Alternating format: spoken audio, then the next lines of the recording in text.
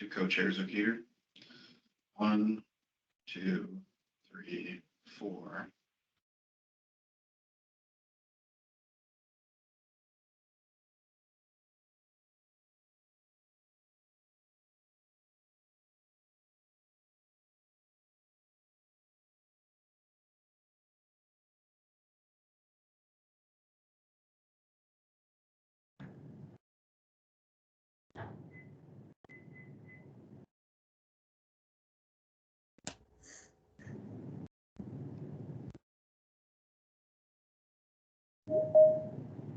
Good morning or afternoon, as it were, Leslie. It's not 12:01. I don't have to decide.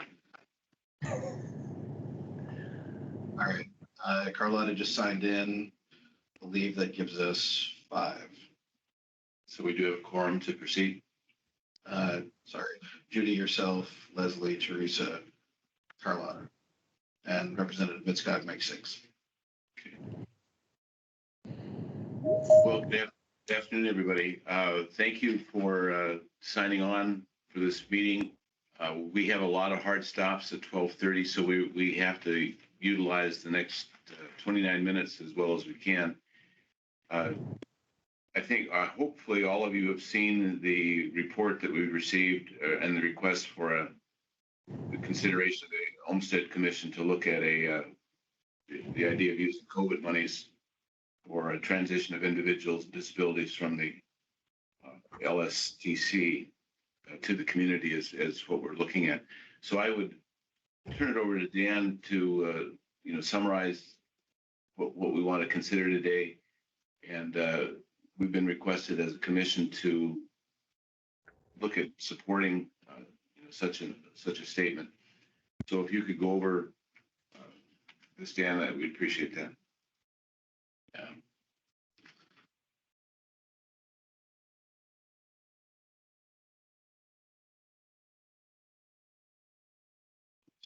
Okay, just as a reminder, earlier, I should probably use the main one.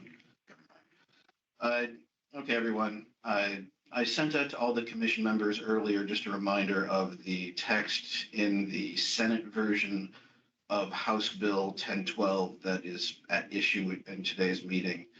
That is Section 16, Transition of Individuals from the Life Skills and Transition Center.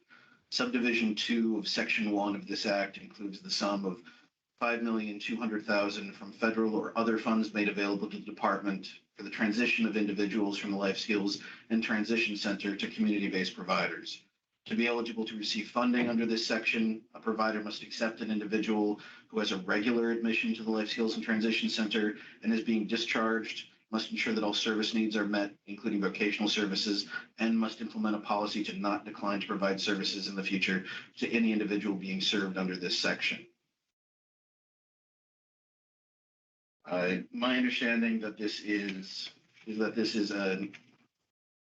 the intent behind this is to provide an incentive over the next biennium for the initial 26 transitions from the LSTC that are proposed in the department's budget to assuage some concerns that may be extant about taking up the services for a group of individuals that may have high acuity needs transitioning out of LSTC into a home and community-based setting. I feel that the provision of services to individuals in a home community-based setting is exactly what the Olmstead Commission is supposed to be focusing on. This appears to be something that supports that goal, and that's why on a committee member's recommendation, I brought this before everyone. I understand that there are viewpoints on either side as to whether or not we as a commission might endorse this. And I guess I would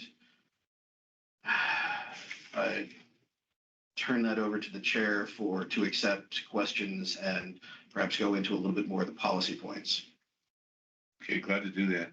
I would open it to the commission members at this first stage, and then any guests afterwards to maybe help enlighten us to your positions and whether you support or don't support what's being proposed by what you've received in emails in the last couple of days.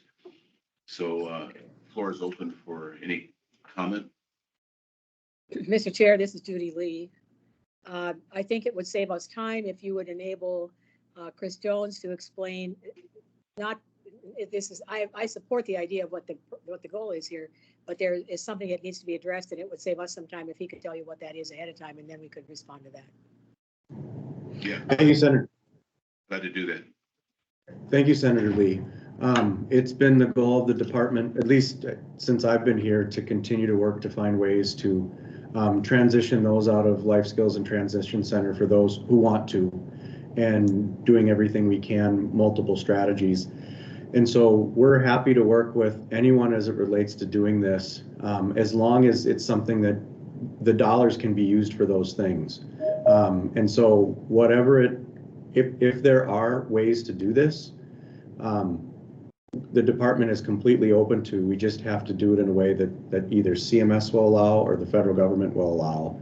And even if, I'll just be honest, if the legislature wants to take the risk and say you can use COVID dollars for this, even though we believe it's pretty clear you can't, there would just be an audit, and then you come back and you would come out of general fund. I think, based on what I understand, there's a fair amount of that going on right now, and just want it to be clear that the department doesn't believe you can use COVID dollars for this, but we are 100% behind transitioning individuals back to the community, having providers take the more, as Dan had said, the higher acuity levels back to their home communities. 100% behind that.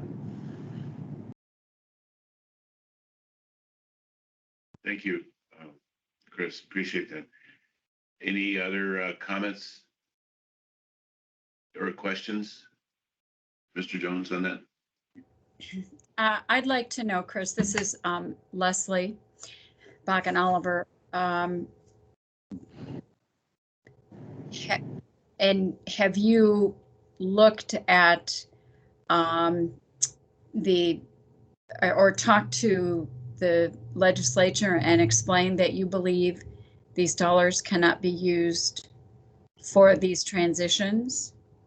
Yeah, if I can, I'll turn over to Jessica.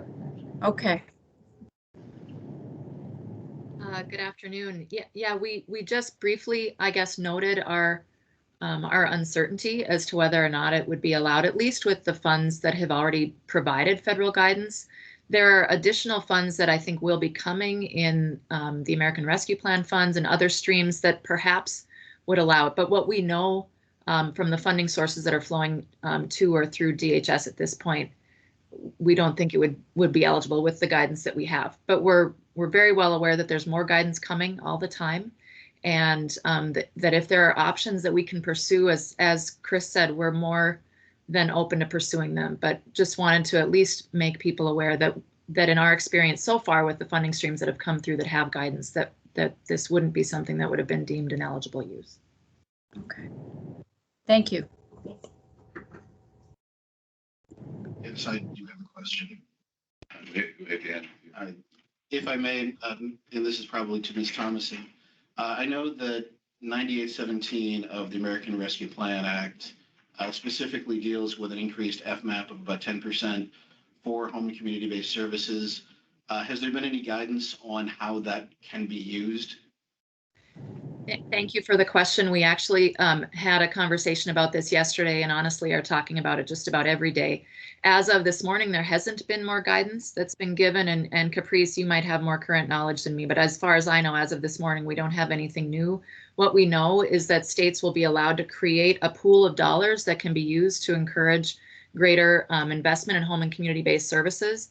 We can gather those dollars over the course of a year. There hasn't been guidance yet as to how long we can use them. There's some indication that states will have a longer period of time to use them, so we're hopeful for that. But that is one of the funds that we think would be a very good candidate for considering something like this. But there hasn't been any guidance given yet by the federal government, and so we're sort of just in idea generation mode at this point because we can't speak with certainty for what they'll allow the dollars to be used.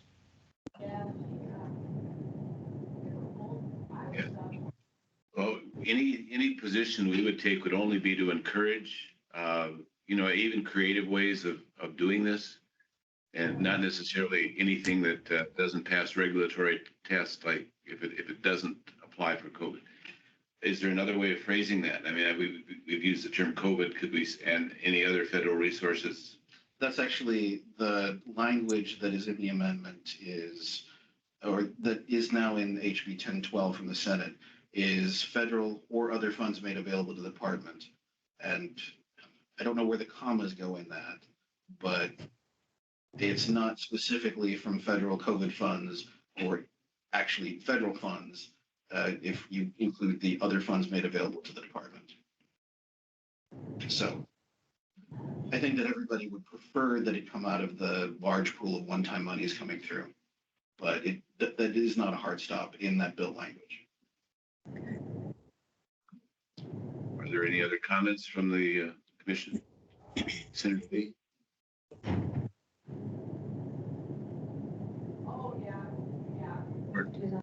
You have to unmute yourself. Sorry, I did that so you weren't listening to me too. I'm sneaking lunch in here, just about done. Anyway, appropriations people are very tuned into to what Chris and Jessica have talked about as far as what's enabled and what is not with this money. And we know there are changes coming along. But if we were going to, and I support the goal, as Chris has said, but I would prefer to suggest that we might change the language a bit to say subject to the availability of federal funds for this purpose, or pick some legalese. That's what you guys are good at doing. But so that our recommendation is that the goal is met and that if possible, that those federal funds be used. But we don't want to discount the goal, but I think we don't want to tie anybody's hands too much. There's trying to figure out where the funding is coming from because we don't know what the guidelines are yet. So I would defer a bit to Chris and Jessica about that, but subject to it being an appropriate use of the federal funds, we would support X. Seems like a thought to explore here. I concur with what Judy just said. That makes great sense. That sounds wise, and I think that goes along with what Mr. Jones is saying as well too. Yep. Mm-hmm. Is there any other comment? Seeing how we're at 12:15 and we have a tight timeline, so I just want to make sure everybody's heard. Leslie, were you gonna say something? Teresa Has her hand up. Yeah, Okay. thank you. And so I believe while the wording may have been different, that same kind of suggestion was brought up in Senate Appropriations, that it could be somehow made conditional. And so the kind of language you guys are talking about, I think it was similar to something that was mentioned in the hearing.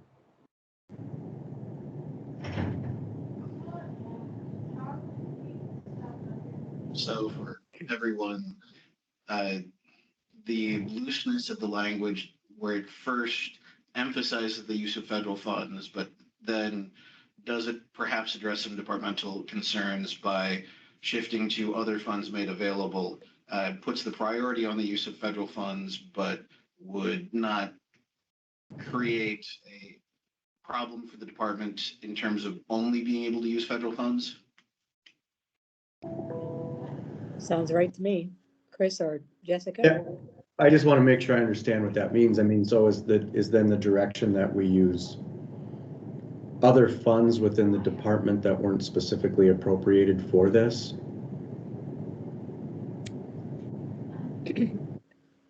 I can't speak for appropriations, but I guess what I was thinking is that other sources of funds would be it. You can't steal it from another appropriated line item in this case unless there's a slush fund somewhere, But you're the one who knows more about that. I've got about 5 minutes here, and I'm sorry. I know that brings us only to 12:20, but Well, I mean, kind of day already. If we could do this somehow, subject to the federal funds being available, and otherwise, Right.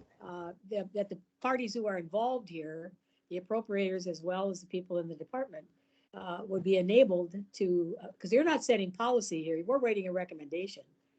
So we would ask that federal funds be considered for this use and that other funds as available might be directed if those are unavailable. That would be what I would urge the Olmstead Commission to use, because what we're talking about is not, we're not creating a statute here, we're just writing a recommendation.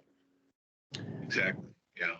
Senator Lee, I guess, I mean, this is always, we're super appreciative that the legislature gives us a lot of flexibility in the budget, and how we can, in essence, move money around and put it into those secret slush funds. But it becomes, you know, is it the intent then to use, quote unquote, you know, from the 457 fund or from roll up or from salary roll, I mean, from other things to specifically do this?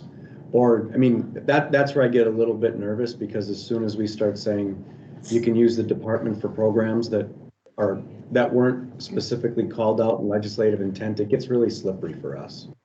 I think it's wrong if I may, I think it's wrong for us to anticipate where those dollars within the department's roll up or anything else might come from. This is really a recommendation to the Appropriations Committee. So the recommendation, and I'm the only one, you know, I'm only one vote here. I'm just saying, in order to advise the appropriations members about what our interest is here, to say that the first thing would be to support the fact that we support this transition of individuals. The second thing would be using federal funds if available. And the third thing is encouraging other sources of funding to be designated in case the federal funds aren't available. Then haven't we got all of our bases covered, Chris? Yep, I think so. Yep. I appreciate that.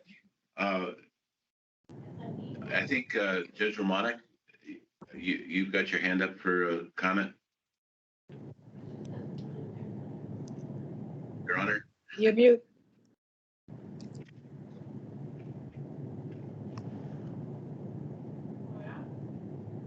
Judge? You're mute. Okay. Is his hand still up? His hand is still up, but Both of them. unfortunately, we can't. Okay. Well, one of the things I wanted to propose, I felt we had to have a meeting to have a discussion rather than just an email vote. But I think after we've had a discussion and what's been suggested, I would maybe look to Dan to redraft our recommendation in accordance with our discussions, and then send it out to the commission to either approve or disapprove what you see. I think this has been very helpful, and if we feel we need to get back for another meeting, we'd let you know. But I would think that with this discussion and then maybe rewriting the proposal or the recommendation, we'll circulate that in the next, maybe, you know, certainly by tomorrow noon. This is Teresa. I just want to mention that several people in the chat are saying they cannot unmute themselves, including Judge Romani, Carlotta, Scott Burlingame. You might have just fixed it for me, did you? I did. Yeah. Okay. All I'm going to say is I understand everybody's concern, but as part of the Olmstead Commission, I somewhat agree with Senator Lee. It should just be that from my position, we support what they're trying to do, and we support the use of any, instead of being negative, available funds, whether you want to say available federal funds, doesn't matter to me. You know, I understand Chris's dilemma, what funds you can use or can't use, but as the Olmstead Commission, I support using any funds that can be made available to make this transition happen. And so that's my 2 cents. Even better. Okay. Thank you. Okay, well, any other comments? Anyone else like to weigh in on the resolution? And that should be fixed for everybody, including Carlotta and Scott.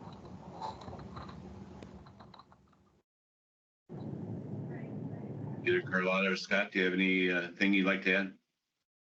This is Scott. I'll just add in quickly. I agree with everything the judge just said was basically where my thought process was. So I appreciate it. Yep. This is Carlotta, and I would agree with Judge Romanek. I think that stating it in the positive is quick and simple and makes a lot of sense. These district judges don't like to be reversed, so that's great. All right. Well, I think we've addressed what we set out to do, Dan, and like I say, before we sign off, like I say, if there's just anything else anybody wants to say, otherwise we will circulate a new copy of the resolution for you to approve or disapprove as you see fit, and we'll let you know how that vote turns out. You good with that, Teresa? Your point Thank you. I think that sounds great, and I do appreciate you guys acting quickly because I assume the conference committee will just be meeting fairly soon. Thank you. Everyone will be checking their emails this afternoon. I'll try to have the new language out by 2 o'clock at the latest. Thank you all for your time. Appreciate you dialing in. We'll call the meeting adjourned at this point. Thank you. Thank you. Bye. Bye now.